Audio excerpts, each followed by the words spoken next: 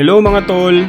Grabe, today is a very super duper special day. Bakit? Na-invite lang naman tayo sa launch ng Vespa Sprint Tech at hindi ko ma-explain yung saya at excitement ko. Alam nyo naman, Vespa yan. It has been always my dream scooter brand. And to be here, witnessing this moment, ibang level to mga tol. Tapos, talagang dream come true to. Imagine mga tol, nakasama ko yung mga idol ko na pinapanood ko dito sa launch. Jet Lau, Sir Francis Padilla ng R&R Big Bikes, si motoristang Lespo, at syempre si Direk at idol kong si Dong Literal. Pagpasok pa lang natin sa event, ramdam mo na agad yung premium and classy vibe. Best pa yan eh. Wala talagang tatalo pagdating sa elegance and style. From the setup, lights, the display, lahat pulido, grabe. Talagang pinapakita nila kung gaano ka-special itong bagong Sprint Tech ng Vespa. Ito na siya mga tol. Ang astig, grabe. Ang slick ng design. May pagka-modern touch na siya, pero hindi pa rin mawawala yung classic Vespa DNA. At syempre, hindi lang looks ito panalo mga tol, pati na rin sa tech features. Una, it has a smart key system. No more susi-susi. Push start na lang. Ang dali ng gamitin and very convenient. Naka full LED lights pa to. Mas maliwanag,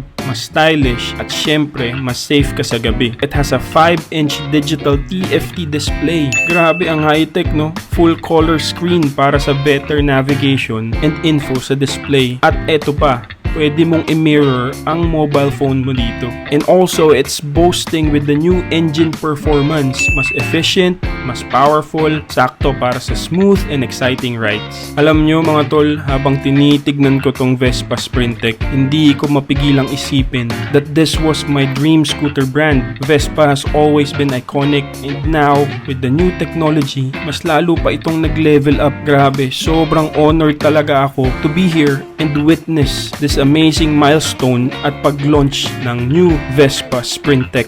Maraming salamat Vespa Philippines. So ayun mga tol, anong masasabi nyo sa bagong Vespa Sprint Tech? Vespa owner ka ba? Comment mo naman kung anong pinaka-favorite feature mo sa Vespa. At share mo na rin dyan sa comment section yung picture ng Vespa mo. Gusto ko yun makita. So maraming salamat sa pagsama sa akin mga tol. Kita-kits ulit sa next one. Ride safe everyone!